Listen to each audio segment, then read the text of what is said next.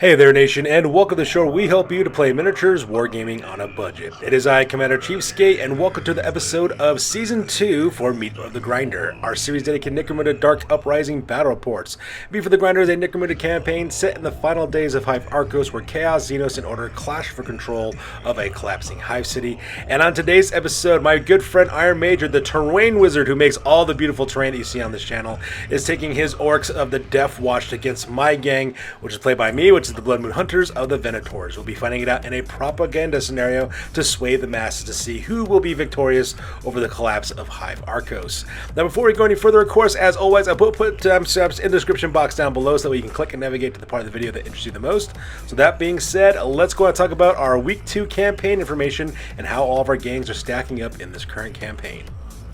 So as you can see, this is the data from the Week 2 campaign. All A gangs are present, and how we basically rounded up is, of course, we use reputation to determine what the rank would be. Up in first place is Aquacola of the Chaos Corrupted Water Guild Outcast, played by my buddy Warlord Ace, followed by Children of the Deep Fryer of House Cowder, played by Melissa's the Kiddo. We then have Precinct 13, the Paladin Enforcers by Sister Serial. Same thing with the Blood of the Hell Chaos Cult, played by my sister Shade. In the middle is my gang, the Bloodmoon Hunters of the Venators, followed by the Deff Watch of the Orks, Swimming Green of the Corpse Grinder Cult, and finally the Red Faction of the Gene Stealer Cult, played by my friends Darklord Mac and Scuba the Emo, respectively. Now, because Order managed to win most of the victories last week, and Order is once again in the ascendancy, and the price of victory is the campaign event that's taking place. And it says, at the end of the scenario, in addition to any other rewards, the victorious gang receives an additional D6 times 10 credits.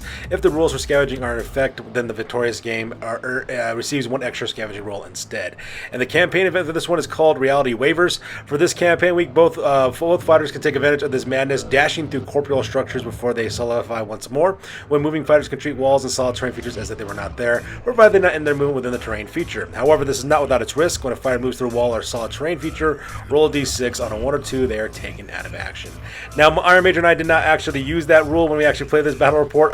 Just to be honest, we totally forgot this was actually a thing, so, you know, no harm, no foul, with all being said. So that being said, we're going to play some background music real quick. As the music is playing, we will show you photos of both gangs as well as their rosters. If you want to see exactly what we have for each of our gangs, go ahead and pause and take a look at your own leisure. So that being said, let's get our rosters on a roll.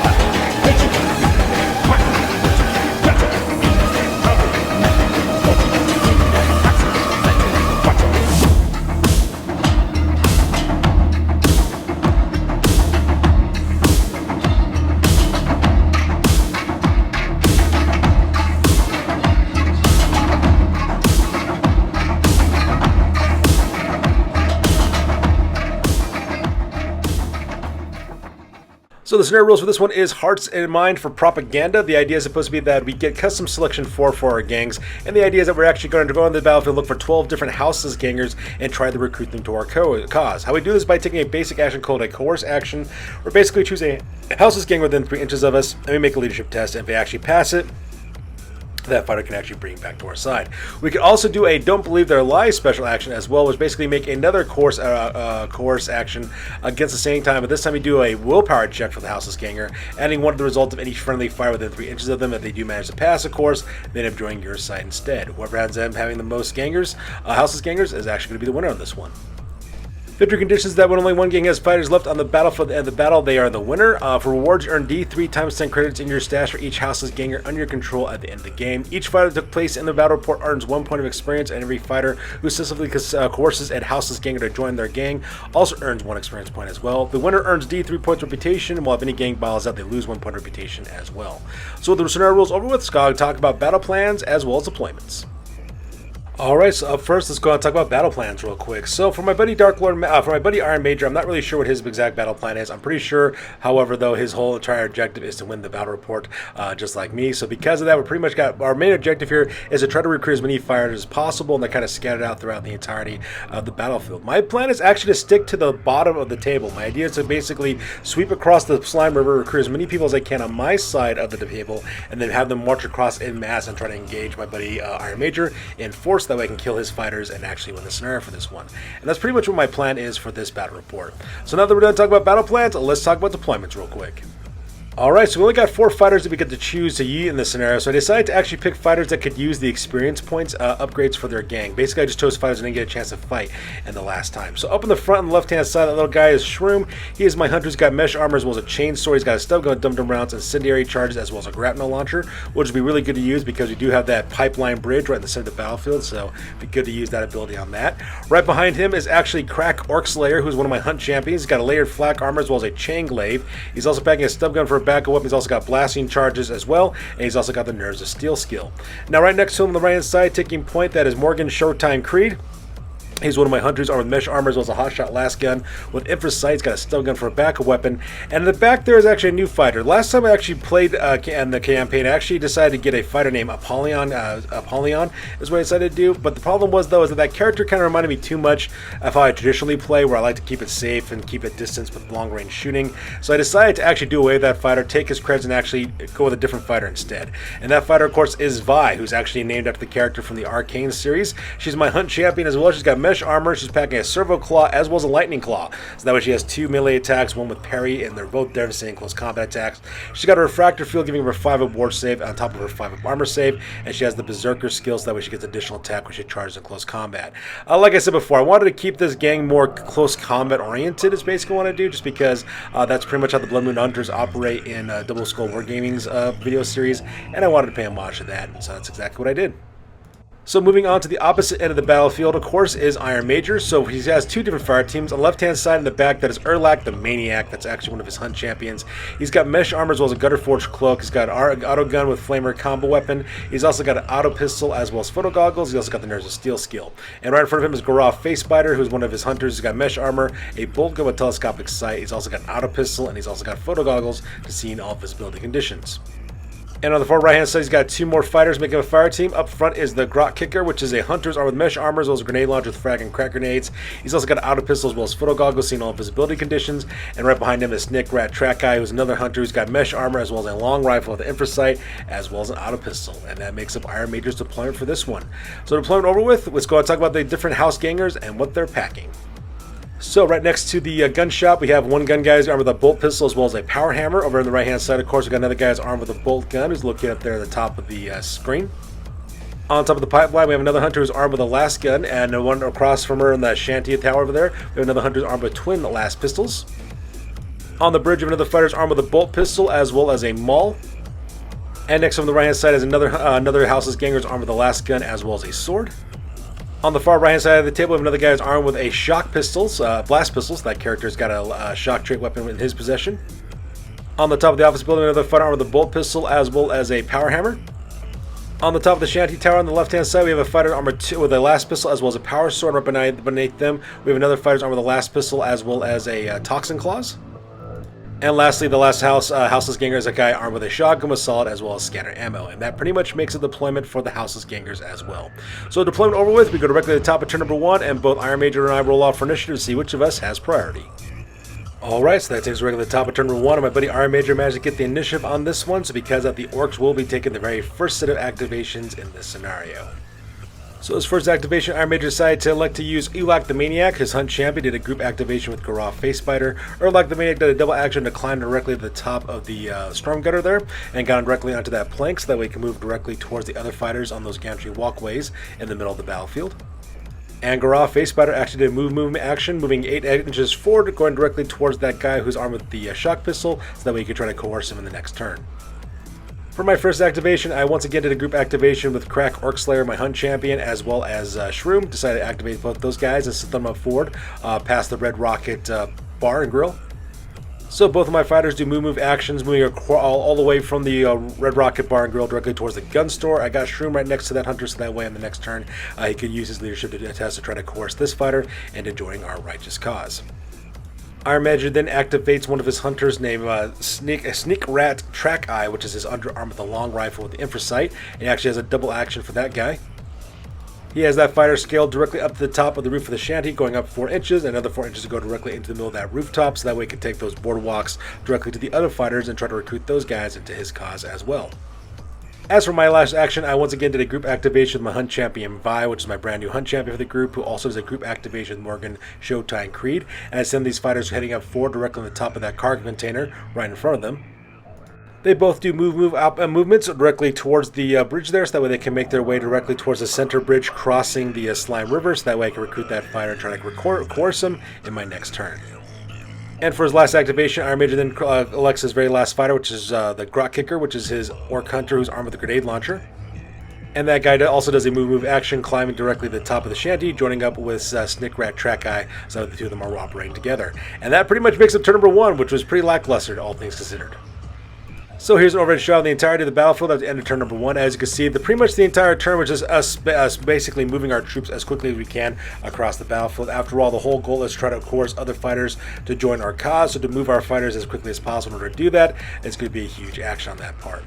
So that being said, we go directly to the top of turn number 2, and once again, Iron Major and I roll off priority to see which of us will be going first. So that's actually directly to the top of turn number 2, and when I came for the roll-off for priority, I managed to win the roll-off, so because that my gang will be going first in this turn, so my very first activation, I decided to do a group activation. So my very first activation, I select Shroom, who's going to do a basic action to coerce this fighter in order to join our cause, so he takes a leadership test. And I managed to coerce that fighter into joining our cause, so now I got a fighter who's armed with a bolt pistol as well as a power hammer, also earning Shroom an additional point of experience. From there, Shroom then did a simple action to move right past that fighter directly towards the other one to see if I can recruit that guy later on to my cause. Iron Major then elects Garaf Face Spider, one of his hunters armed with a bolt gun, who does a leadership test directly towards this electrode-looking tech priest. He spends a basic action to successfully coerce that fighter onto his side, so now that fighter is also packing a shock pistol, a blast pistol, for his gang, at the same time netting him an additional point of experience. And he does a simple action to move through the building, so that way he can join up with this fighter to try to outflank me on the right-hand side of the battlefield. I then activate my champion, Crack Orc Slayer. Unfortunately, he was out of range for Shroom to do a group activation, so because I did a move action, having him move up twice directly towards Shroom, directly to that last fighter, so that way I can recruit that fighter as well.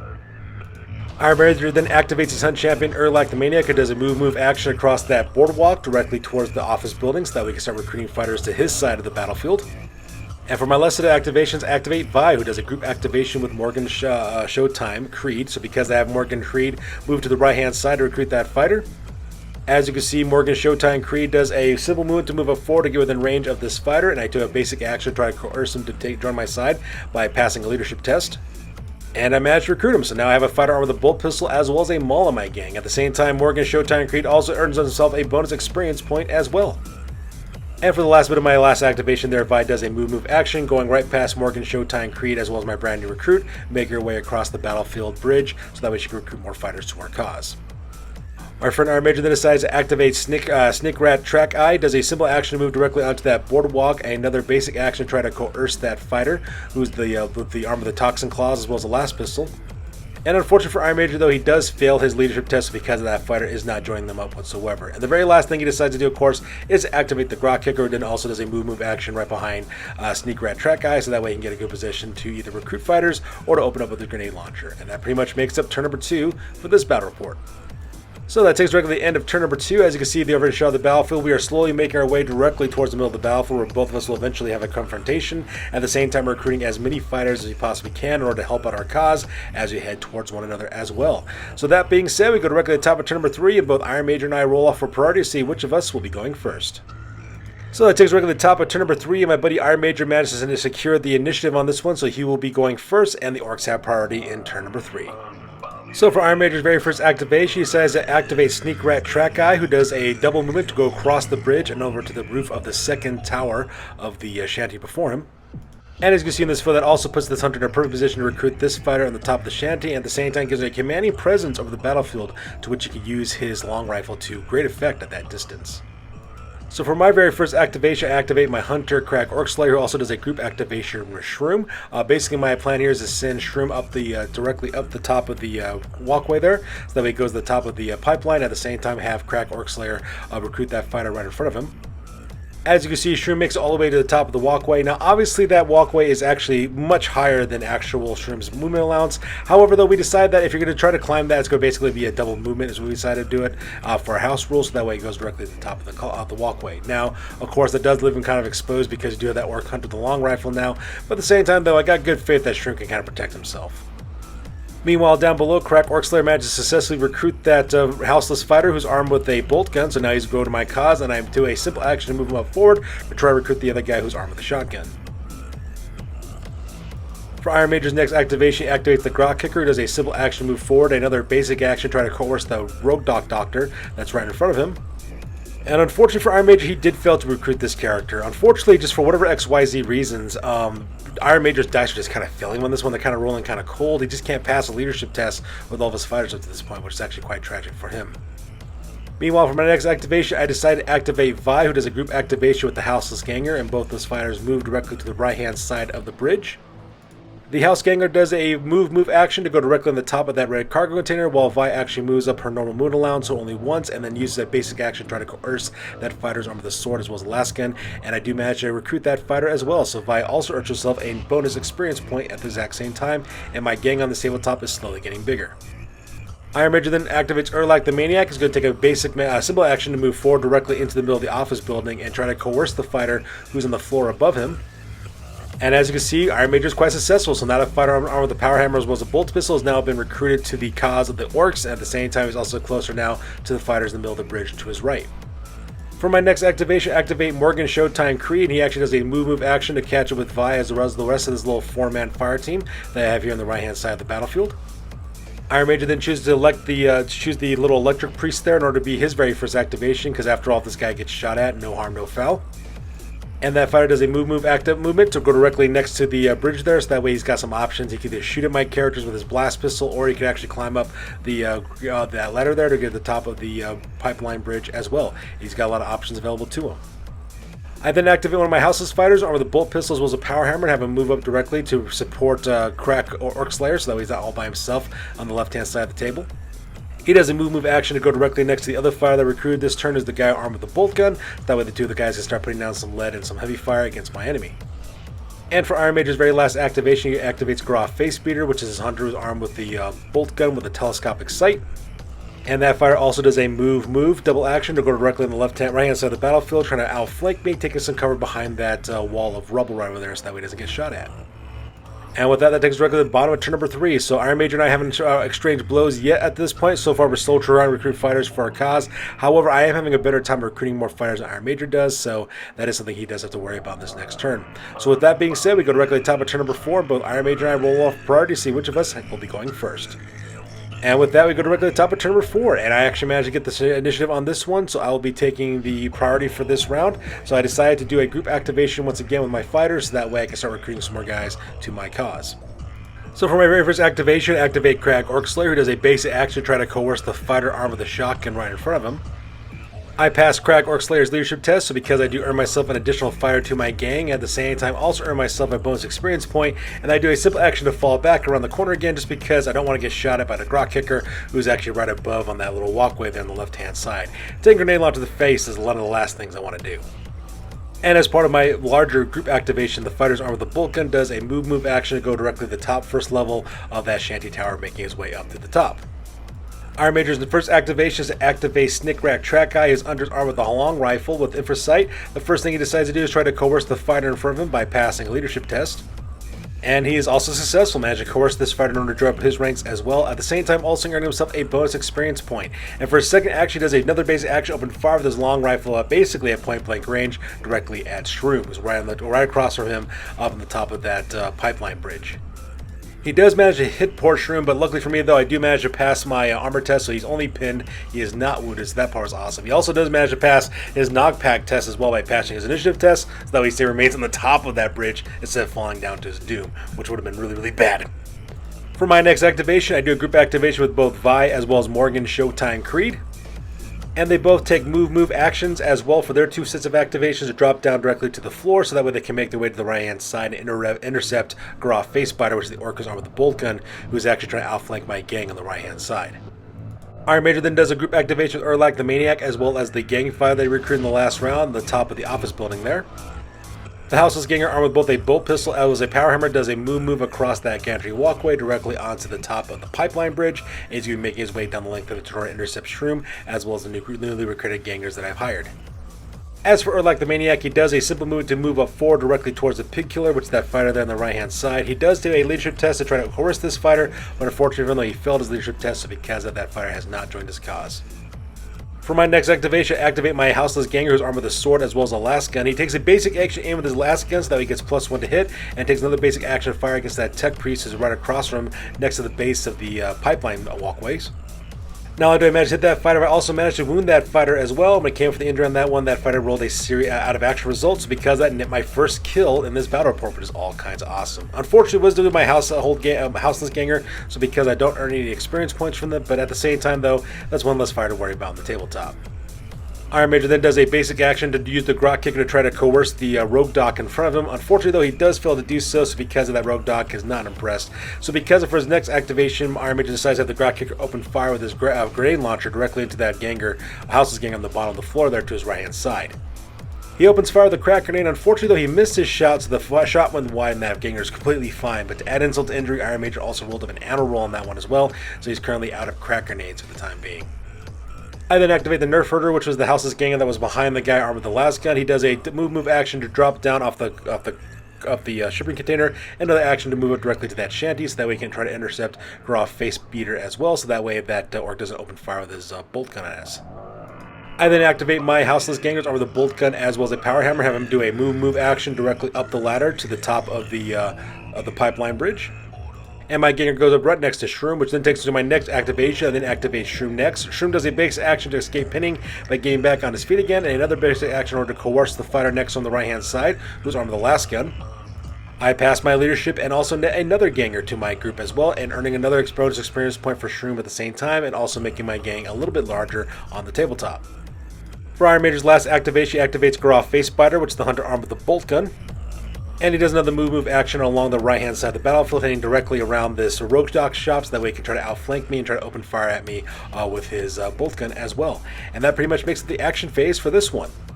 So here we are at the bottom of turn number 4, and as you can see, we're starting to make our way now directly towards one another. We're starting to trade blows back and forth. Unfortunately for Iron Major, though, his gang isn't very large right now because he hasn't been able to recruit a lot of Houseless Gangers to his cause. However, I've been just steamrolling my recruitment drive, and now my gang is much more significantly larger than his, and now I'm going to start pressing the assault and try to take him off the battlefield as quickly as possible. So with turn number 4 over with, we go directly to the top of turn number 5, and both of us roll off for priority to see which of us will be going first. So that takes us directly to the top of turn number 5, and the Orcs managed to get the initiative on this one, so because the Iron Major will be going first, and all kinds of hell is going to have to break out between both these groups as we struggle to recruit more fighters to our cause.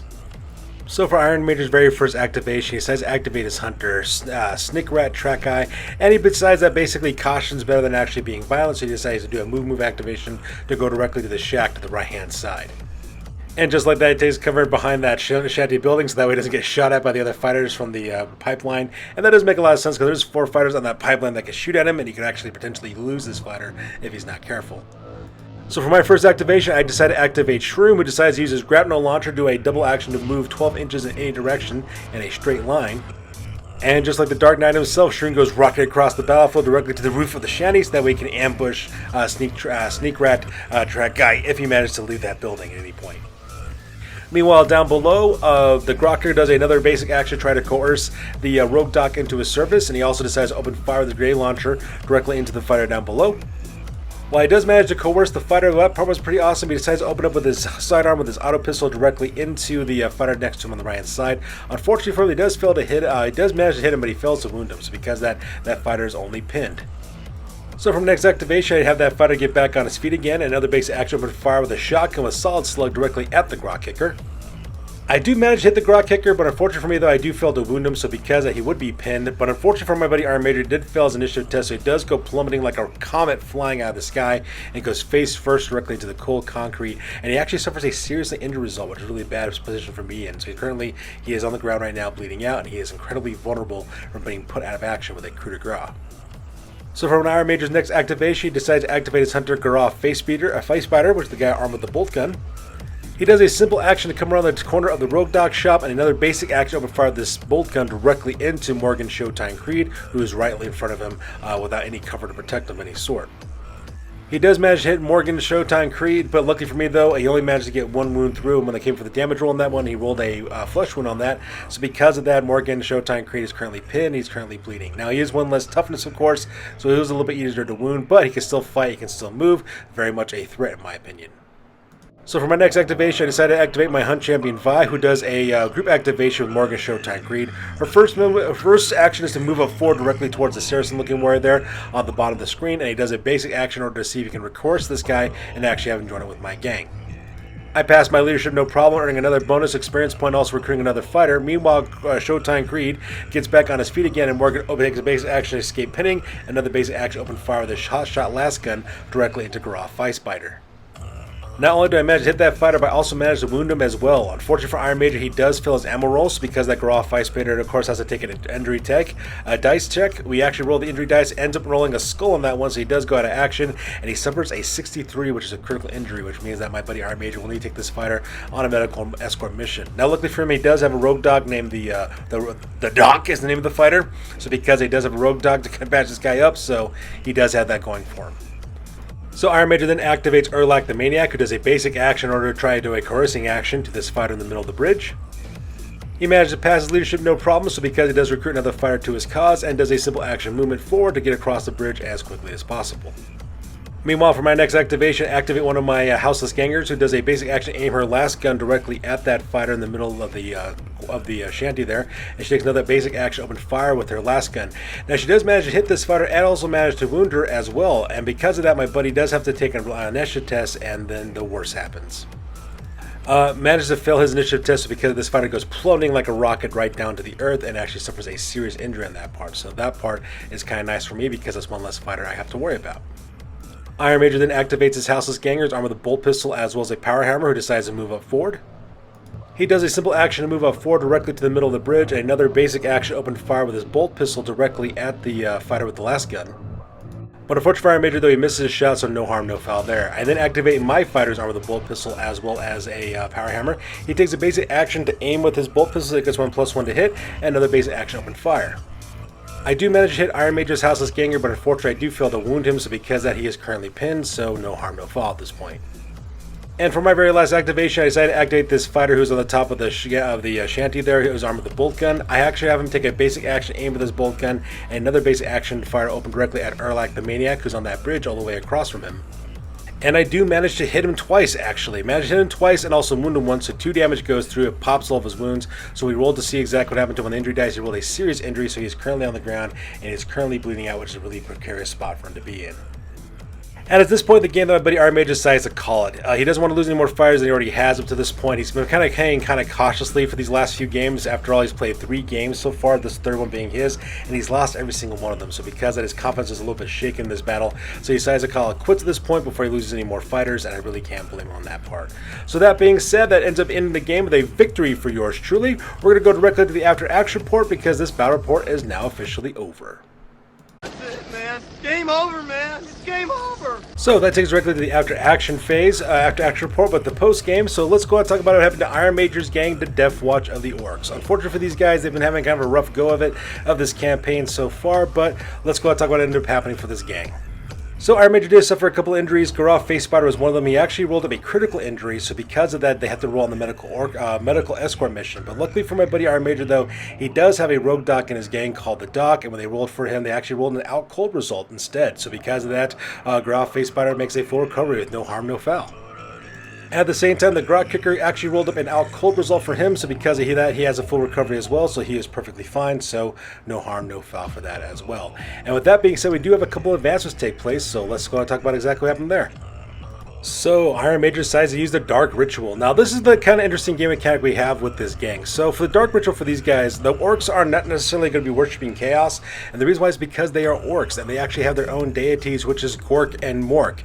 Gork is the god who is brutal yet cunning, and Mork is the god that is cunning yet brutal. They are the two aspects of all of Ork culture. So, because of that, these two deities actually play a major role within the actual culture of the different Ork tribes that exist in the Warhammer 40k universe. So, because of that, my buddy Iron Major can actually dedicate himself to either Gork or Mork for aid for the rest of the campaign if he wants to. So Iron Major decided to use the favors of the Ork god Gork. There we go, the Ork god who is brutal yet cunning. So for this guy, what we're going to do for this is represent this game mechanic. What ends up happening is if he decides to dedicate himself to Gork, he basically gains the same abilities as a Chaos cult that's dedicated to Khorne. So the fighter gets an additional attack to a characteristic, and at the same time, he also manages to get reroll one failed wound roll for every round if he wants to. And if he decides to switch to Mork instead, what ends up happening is his leader becomes a Psyker temporarily, and he also has the ability to reroll a missed shooting action if he wants to as well. So that way he can use the different gods from the Orc and Goblin legend and use them for the campaign as well. So because of that, in order to represent this, Bodhi was actually used as the vessel for the Dark Ritual, and they actually did manage to earn the favor of Gork. So because his leader does get one additional attack, at the same time they can once per turnaround reroll a failed wound roll, because that can really help him out in the campaign as well. So because of that, we have some guys who actually get promoted because of it. So because that Urlach the Maniac does level up, Iron Major decides to spend his experience to purchase 1 point of extra movement, so that way he's movement characteristic 5 now instead of 4, and also increases his credit value by 10 credits. For Grah Facebeater is underarmed with the bolt gun. He actually managed to get another experience point as well, so because he had to roll for his random characteristic increase, he got +1 to his toughness. So because that Grah Facebeater is now a toughness 4, and also increased his credit value by 30 credits as well. And since Bodhi was used as the vessel for the ritual dedicated to the Orc god Gork, he actually earned 5 experience points. So when he rolled up for his experience, Iron Major actually rolled +1 to his strength. So because they also earned 30 credits to his characteristic as well. So all in all, his gang did pretty good advancing up to this point. So from his 3 territories, from his settlement, he decided to recruit a brand new hunter named Kazi the Loon, who's armed with a 2-handed axe. So because he has that guy added to his gang, he also earns 40 credits from his settlement as well. From his wall outpost, he managed to earn 40 credits from that territory, as well as from this fungal sprawl, able to earn 50 credits from that one as well.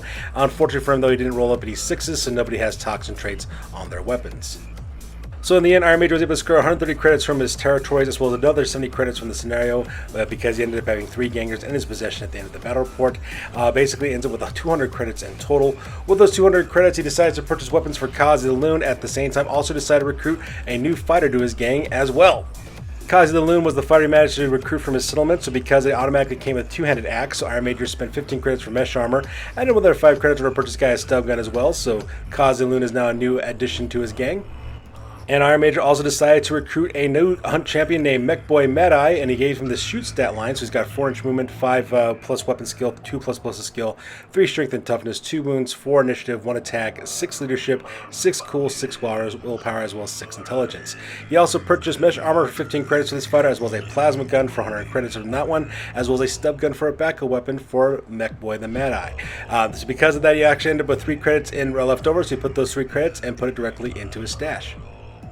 He earns 1 bonus experience point for the campaign week because of the beginning of campaign number 2, and because he's also unaligned as well, he gets an additional experience reputation point put on top of that as well, bringing his grand total reputation total to 5 points in total. His new record now is at 0 wins and 3 losses, and his new gang rank now is at 2,855 points.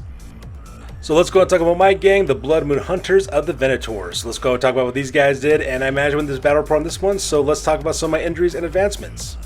Luckily for me, though, I did manage to pass my, didn't have any injuries on this one, so because that Vi actually managed to level up, she earned 3 experience points from my Slave Pit earlier in the last campaign setting, so because that combined with all the experience points she earned in this one, she decided to level up twice. I decided to spend all of her experience point on 1-inch movement allowance, as well as +1 to her initiative, so now she's moving 5, as well as initiative 4 up, and also increased her credit value by 20 points in total as well. Thor Onyx Blade also leveled up as well, and I decided to spend his experience points on +1 to his movement characteristic, so now his movement characteristic 5 inches, and I've also included increased his credit value by 10 points. And Clint Tombstone also leveled up to level 1 as well, earning +1 to his toughness. So now he is now toughness 4 and also increasing his value by 4 to credit rating, which is also all kinds of awesome for me. So for my territories, for my Silver, I earned 50 credits for my Settlement, which is all kinds of awesome, as well as for my Unhive Shrine, I earned another 20 credits on top of that as well. For my Manufactorum level, I earned 10 credits from that territory, as well as an additional set of photo goggles, which I decided to give to Piper Kruger, which is the fighter's arm with the House Cawdor legacy. From the Slave Pits, I earned 3 experience points for Indithor, Onyx Blade, Vide, as well as Clint Tombstone, and that's the reason why they're able to level up, because they got those 3 additional experience points. And I also managed to raise 30 credits from that territory as well. And because I won the scenario, I also managed to capture a brand new territory, which is an Ashgate, which netted me 50 credits. So in the end, I was able to drum up 160 credits from my territories, as well as raise 160 credits from the scenario for capturing 7 Houseless Gangers, which gave me a grand total of 320 credits in total. And with those 320 credits in total, I decided to purchase it all by recruiting a brand new Hunt Champion to my gang. And that fighter's name is Jinx. She is my Hunt Champion, which is the very last of the champions I'm adding to this gang as well. She also giving her the shooter stat line as well. She's got 4-inch movement, 5+ weapon skill, 2+ skill, 3 strength and toughness, 2 wounds, 4 initiative, 1 attack, 6 leadership, 6 cool, 6 willpower, as well as 6 intelligence. And she costs 320 credits. I purchased mesh armor for her, as well as a gutter forged cloaks. That way she has a 4-up armor save and a 5-up ward save against environmental effects. I also gave her an auto cannon, which is a heavily destructive rapid fire strength 7 damage 2 weapon. Just brings all kinds of chaos. It does beautiful work against vehicles, and I can't imagine what it's going to do against people. I also give her a stub gun with dum-dum rounds for a backup weapon, as well as photo goggles, that way she can see in all visibility conditions. And I gave her the Nerves of Steel skill because my opponents are going to be shooting at her quite a bit. And yes, I know this makes it look like a total arcane weeb, but that's perfectly fine though, because I love that show. I got the miniatures and I want them in my gang as well. So in the end, I was able to score 1 additional reputation point for the second campaign week, as well as 2 reputation points for the scenario. I also get 1 additional experience point because of my benefit of being an unaligned gang, which brings my grand total reputation to 9 points in total. My new record now is at 2 wins and 0 losses, and my new game right now is at 2,675 points. So that's good for you guys. As always, please feel free to like, comment, and or subscribe. You guys' input is invaluable to us as always. Also check us out on Facebook, Instagram, as well as blogger.com for all the latest greatest hobby news related to this channel. That's good for this week, guys. I'll catch you guys next one. Peace out and stay classy.